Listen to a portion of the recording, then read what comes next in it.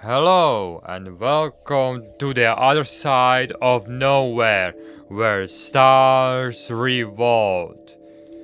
It is no denying that I'm a huge Half-Life fan. I played them all, from the original Half-Life 1, the expansions, Half-Life 2 and the episodes, including in Half-Life Alyx.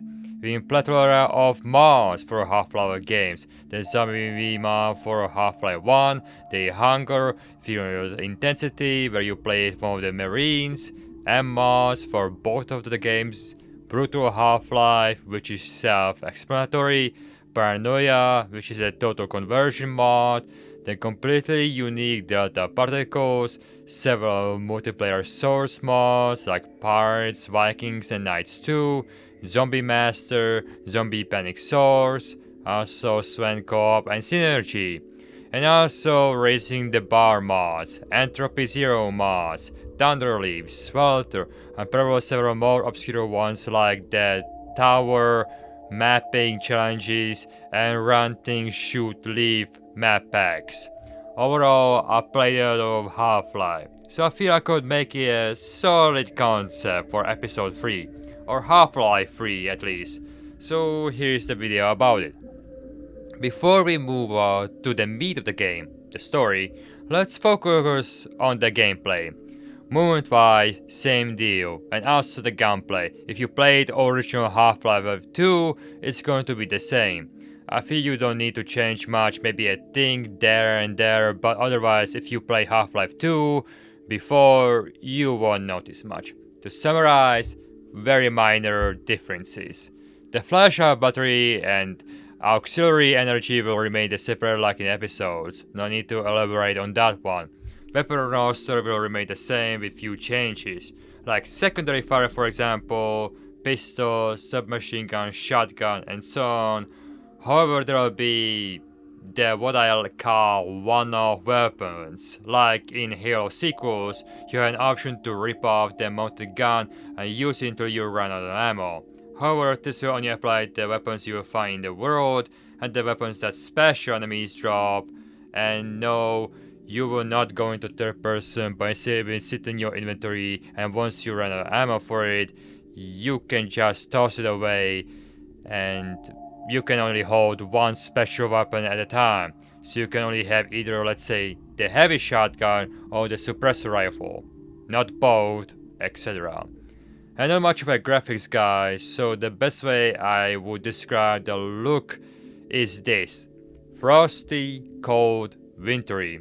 After all, the game is supposed to be set in the Arctic with few exceptions like caves, abandoned Arctic military bases, mines, and combine selection. Story-wise, we are starting with an opening sequence in the style of a start of episode 1 to catch us all up. Mainly we see the scene where Eli tells Gordon how G-Man took Alex away, handing to him his crowbar, how the journey to the Arctic in order to find Borealis is being delayed due to the damage that advisors did and replanning the journey since Alex was kidnapped. Then we see Kleiner and Eli bickering about what to do with Borealis like they did in episode 2 when Borealis was revealed, and then we see from the first person perspective how we as Gordon are boarding the helicopter that we saw in episode 3 that Alex prepared, with supplies and autopilot ready to be turned on and coordinates to the location where Mossman and Borealis is. However, the opening sequence ends as Gordon gets some shut-eye during the journey there, and we as Gordon are rudely interrupted by a warning beep of the helicopter as we are flying over an abandoned city. It's a lock-on. Missile hits the helicopter and it comes down crashing into a warehouse. Gordon wakes up, all the cargo that was on the helicopter is destroyed, and the helicopter as well. All that Gordon has is his suit, crowbar, and a gravity gun, which won't turn on, probably broken, and can't be used. Gordon takes it with him nonetheless. The warehouse acts as a short tutorial area to make sure the player that what he can do movement-wise, going through vents, crouch jumping, etc.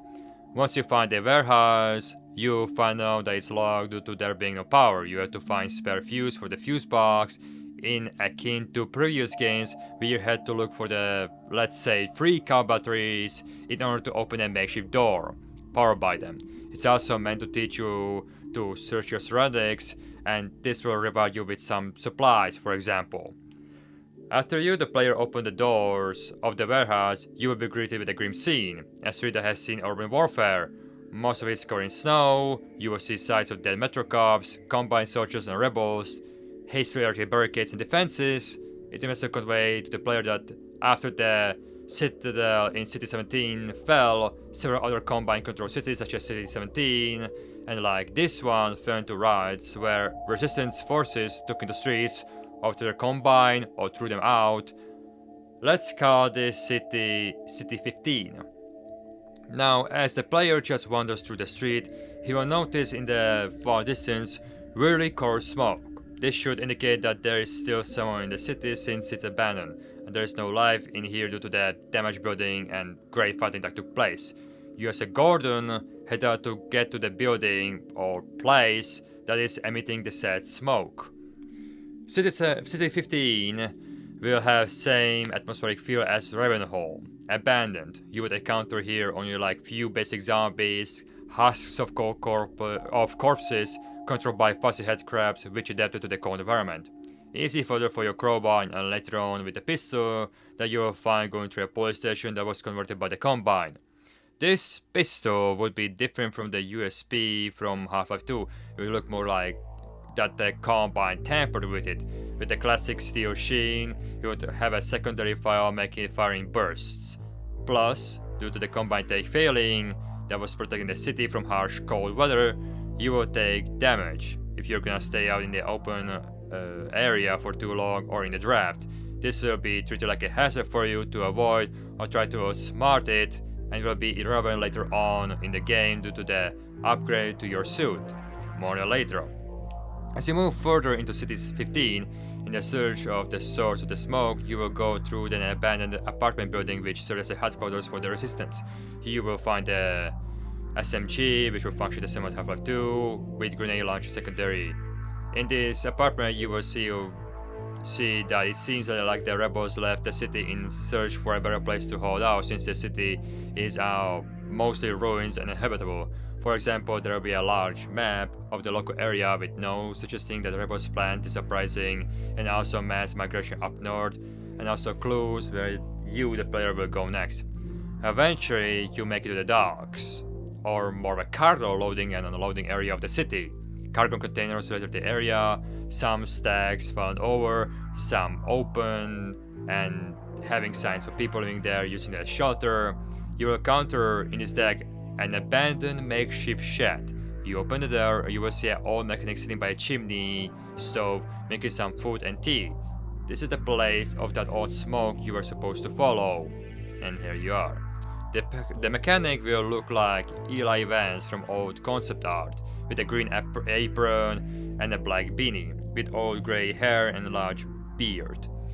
Otherwise, he will look old and wise. He will also tell you that he decided to stay behind to salvage what remains from the city. When you enter, he stands up and starts demanding who you are, but then he stops. He recognizes the HEV suit and realizes that you are Gordon Freeman. He then explains you in a short what happened to City 15 and where did the resistance go. He then notices that your gravity gun is damaged and offers you to repair it. You place him on the nearby workbench and he gets to work. After a short animation of him grabbing tools from his toolbag and fixing the gravity gun, it will work again. Then he points you towards an old rail car station not that from his home. He says that the resistance evacuated it by using it, but also some took vehicles and tried their luck going through the snow. Either way, he gives you a key from the station for safety and tells you to leave it in the lock, and that later he's gonna get it. You open the chain link fence and head to the said rail car station and board one of them and head into the mines.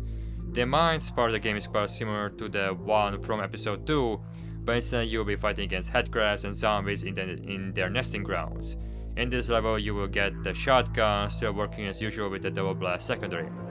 Also in this level, you will fight a lesser Gonarch, which has been imprisoned in this, I guess you could call it a harvester apparatus of Combine origin used to harvest headcrabs, and then use them as ammunition for shelling the enemy positions, the same way they shelled Ravenholm in Half-Life 2. Unfortunately for the Combine and you, the player, the harvester broke, and the gunner is serving later on in the session as an enemy spawner of fast headcrabs, making you make haste to a nearby Combine outpost or a hideout in the mines. As you found out that the position was overrun by headcrabs and zombies due to apparatus breaking down, showing how quickly it happened. Not to mention the Gonarch is blocking your only way out of the mines, and also in that Combine outpost, a Combine camera will take a picture of you but then major malfunctions and explodes. They know that someone is there. Then, as you go to make your way deeper in the mines, you find a rock grinder, which is some kind of mining vehicle which you will drive through the mines, meeting the zombies and the headcrabs in your way, and then eventually the Gonarch. And then you will be on your way out of the mines, like in Ravenholm.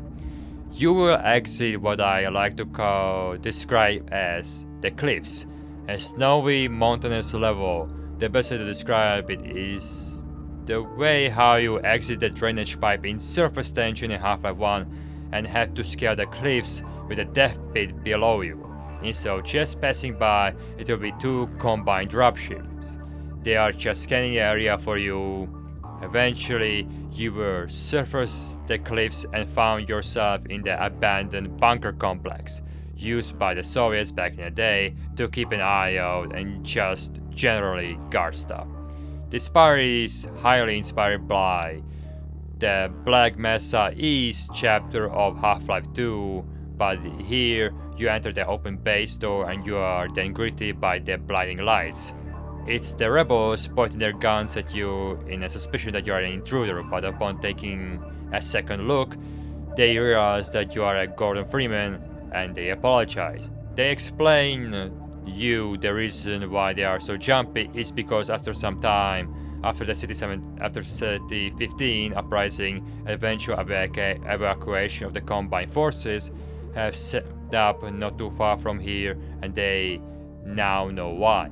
It's due to the ship Borealis and how they are flocking to it, plus it seems that there are way more on a high alert. They instruct you to go to their leader nicknamed the Kono, so you head off on your way. You will see that the rebels are making sure that all systems and Decay is working in the bunker complex, wielding, doing transition work, and taking inventory of things they keep finding, plus they will occasionally say hello to you. You will find the Kono in his headquarters looking similar to the main room where Borealis was revealed in episode 2. Now, he will tell you that what is going on and that they got a message from White Forest and he plays it for you on the big screen. The message is from Barney and he's telling you that the plan that Kleiner, McNaughton, Vance agreed on is to destroy the Borealis. He quickly also, before he tells you this message, that he was delayed and basically missed the battle of White Forest. The Colonel then tells you the situation, but he sees that you are, as Gordon, is exhausted and is deserving of the rest. So he points you to your quarters where you are supposed to rest. Now, near your quarters there is a lab and you are invited by the scientist inside. He supposed to look like Einstein, model from Half-Life 1, and he introduces himself as, let's go with Dr. Morse. He and his lab coat wearing Vortigaunt assistant named Emil. He also functions as a bit of an envoy, more later. They offer you to leave your HEV suit with them and they'll upgrade it for you as you rest. You as Gordon agree and leave your HEV suit with them and go and take rest in your quarters. Time passes and you wake up and go to the lab and there it is, your half suit. Morse and Emil tells you that they have insulated it so you are not cold anymore and also made it known that it holds 115 armor charge. Emil then tells you that he will let his skin know that you will arrive. Then you will make your way back to the colonel to brief you on what you're gonna do next. He tells you that the resistance will try to organize some form of force and going to attack or raid the combine position to basically make a diversion or distraction for you to sneak around the back. Meanwhile, you will be given a special modified snowmobile with a turret they will salvaged from the combine. Then you are instructed to go to the mountains across the snowy plains in order to reach Vortigaunt sanctuary. The next part will be quite similar to the several vehicle sections like the ones in Half-Life 2 and Episode 2. You'll be going through like snow passes and stopping at abandoned checkpoints of resistance and supply caches. Plus a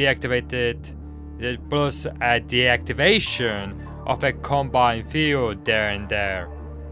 Once you make it to the Vortigaunt sanctuary, the wards will greet you and lead you to their chief. The chief will greet you and lead you through the sanctuary that is a repurposed cave system and partially a mine. You will see some rebels going on watch, helping around the sanctuary. Throughout the sanctuary, you will see glowing carvings in the walls of the cave depicting events from previous Half-Life games, like Half-Life Alyx, where you are entering the Ward hideout. He then stops at this great memorial of Freeman. He will then tell you how much him and all of his kin appreciate that you have saved them from the enslavement of Nihilians rule, and they wanna give you something for that. Then the Ward Chief tells you that they have a gift for you, and he summons a mass of wards to charge your gravity gun. It will now glow Vortigaunt green and also charge your HEV suit. Now you can hold 125 armor. Their gravity gun primary fire now serves as an offensive purpose, albeit on cooldown. It will fire a green energy ball akin to that of the ward, but with a small area of damage area, killing lesser enemies in one shot, while others will require more, but will be stunned for a short time, enough for you to finish them off or do some damage. And before you go, the chief will say that he will send a Vortigaunt by the name of Joseph to go with you. Then the chief will go with you to meet him. Joseph here is a local Vortigaunt hunter, specializing in hunting down headcrabs and butchering them for food. He will also be skilled in sniping with his rebar crossbow. He will introduce himself and that it will be a great honor to accompany you. Joseph here is meant to be a companion like Alyx, ergo activate terminals for you and provide combat support. Then the Ward Chief sends you and the Joseph towards the back door of the Combine base across the cliffside from the sanctuary. Towards it, you will encounter a light Combine resistance and some zombies that burrow underneath the snow to ambush you. On your way, you will see in the distance with some technicals and improvised combat vehicles how the resistance is doing a raid against the Combine in order to distract them, so you as Gordon can just sneak in. Splitting the Combine forces for if they focus on the resistance can then turn that raid into an attack and take large swaths of the territory, and if they focus solely on the raid, you can just simply breeze through. It's a lose-lose situation for the Combine. Now, before we engage the Combine proper, let's talk about what Combine units you will face. First off, Combine Militia. These are either Metro Corps that came with the rest that left the City 15, or are leftover Combine that didn't get much of the equipment to be properly armed, wearing light armor and usually some low damage weapon, like a pistol or an SMG. Also, some of them will deploy manhacks. Combine Military. Standard Combine soldiers like the ones you know from Half-Life 2 and the episodes, albeit with few caveats such as Combine drones, winter Combine drones, similar to city scanners that are armed and will shoot you, and also some that will deploy like a shield around them. and having you to take them out first in order to take out the soldiers. There will be elites too, dotting their signature white armor. Also, the Combine will be equipped with some kind of winter camo, black and white, and so on. Then there will be Combine Specialists. These guys are more of heavy troops. We are talking the ones you see in Half-Life Alyx, for example, such as the Suppressor. Heavy Combine armed with a light machine gun that at long range will shoot you with a continuous fire with pauses in between, protected by a projectile shield, but up close will try to shoot you in bursts. Hammer, which is a Combine with a heavy shotgun, will then torch you with a projectile shield and try to get in close range to maximize the damage of his shotgun. Spear, which is more of a on the light side of armor, it's a marksman Combine. It is quite visible thanks to his laser sight, but other Combine soldiers will try to cover him as you try to get close to him. Up close, he switches to his sidearm. Liquidator, a Combine soldier or a operator strapped with an exoskeleton with stilts, wearing a, you could say, almost a singed yellow coat. He is equipped with a weird Combine flamethrower which is used in removing the frost, wielding, and liquidating corpses. He also has a bit of a range and can use the stilts to leap to get close to you and burn you with the flamethrower, and also can extend himself in order to get an angle on you, or possibly to get around the cover you are taking. All these specialists will drop their weapon. This is where the one-use weapons come to play. All of them are simple to use, nothing really complex here. You can still pick up the ammo from them in case you kill two hammers. You can run over the other heavy shotgun to get ammo for it. Then there is the Combine Command. Combine officers, which is quite easy to distinguish in the crowd thanks to his trench coat, wielding a magnum. When he's on the field, the Combine are more organized, more actively taking cover and trying to flush you out with grenades. Otherwise, he will go easily due to his light armor. And that would be all. I made these enemies up so it will be more interesting to fight the Combine than just feeling that you are fighting against exactly same enemy again and again. Now, back to the story. In the Combine Ace that was built to the ice cliff, you will encounter that the Combine have gotten to the Borealis first, and you gotta make yourself a way through the complex to get to the ship itself. On your way through, you'll find a prison complex, and in it is Dr. Mossman alongside with a handful of rebels and wards. Your companion ward will help you to get her and the rest of the prisoners out. Once you rescue them, they will explain to you what happened. They were captured mainly due to Mossman, because she has information on Borealis that she refuses to spill to the Combine, and they decided to imprison them to torture the information out. Thankfully, the rebel activity on the outside and your rival delayed that. Among them is Mossman, and she will tell you that she managed to get some data. She tells you that the Combine are trying to make use of the tech on the ship to open a gateway to the Combine world. However, she managed to create some kind of code that will fry the tech on the ship, making it unusable. But she is not sure what that will do to the said tech besides frying. She gives you the data pack that contains the code for you to plug somewhere on the ship. They choose to stay behind to help to distract the Combine in order for you as Gordon to get on the Borealis and destroy it. After a few levels, your warframe will part ways with you. His recommend is by splitting up that him and Gordon will do more damage that way and create even more diversion for the Combine to focus on, making them spread as much as they already are. Then you will face off the so-called Combine General. It is treated as a combat arena where you will face several waves of Combine forces. The General decided will take this entire fight into their own hands. He will be armed with a magnum and will have a bubble-like shield projected on him by the drones or manhags that you have to shoot through. Once you take care of the drones, you can shoot him dead and he goes down with some light damage. A regular devil blast from the shotgun will put him down. Moving on, once you make it to the makeshift Combine dock that the Combine built for the Borealis, you are ambushed by an advisor. When he has you in his weird telekinetic mental grab like it had Eli Vance and was gonna suck your brains out, the advisor is then suddenly struck by a rebuff from Ward's crossbow, making the advisor weak.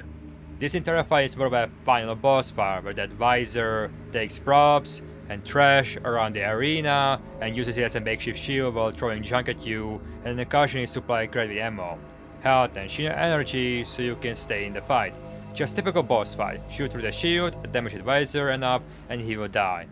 You also found out that the advisor is supposed to be Dr. Bree, who was in the whole off-world compatible host gist we saw in episode 1.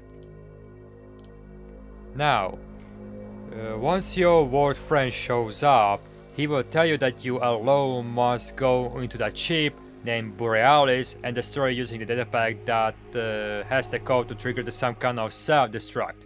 Once you cross the bridge into the Borealis, you will see the signs of it being combined by the Combine, like that metal machine look and monitors and consoles and just Combine tech everywhere, plus logos of the Aperture Science on like cranes inside the ship. This entire section is a gauntlet against the Combine. Corridors locked down by turrets and Combine soldiers and some close quarter combat. Once you make it to the main console that is located in the storage in the lowest decks of the ship and press use on the main console, a first person cutscene will play. The cutscene depicts Gordon inserting the data pack into the console. After that, the Combine monitors start to flash red and then objects around Gordon start to float like they are in zero gravity. Then he looks up and sees that the ceiling of the ship is being ripped apart by the portal that opened above the ship. Gordon and the entire ship are sucked into the portal. Gordon passes out. Gordon then wakes up in the lower deck next to the console, which is completely fried, and so the whole place is wrecked. Smashed boxes and fried Combine electronics. You looked up through the hole and at the portal door open and see that you are drifting in space. So you make your way to the main deck and see G-Man at the tip of the Borealis, looking into the horizon and upon the Combine homeworld. And once you get close to the G-Man enough, a cutscene inside of the one episode 2 where he's having heart-to-heart with Gordon while Alex is being resurrected. Basically, he will tell you that he's impressed with you as Gordon, what you have accomplished, and what he is willing to do, and so on and so on. But also it was a hard decision for the Resistance to choose to destroy the Borealis due to all the tech that would help the humanity to advance as a civilization. Percy is impressed again to what extent the Wards worship Freeman in contradiction to the actions he has done to them in Black Mesa. Basically, G-Man being G-Man, cryptic and mysterious and ominous. In the end, he gives you a choice. You either give him your gravity gun that has the vortex energy and he lets you leave with Alex Vance, or you won't give up the gravity gun and leave Alex Vance behind. But upon looking back at it and trying to do the whole Half-Life 1 ending sequence of it's time to choose, I feel that G-Man would just take the gravity gun and from you and leave you with Alex. Then G-Man teleports you outside the rebel base, the one where you stayed at.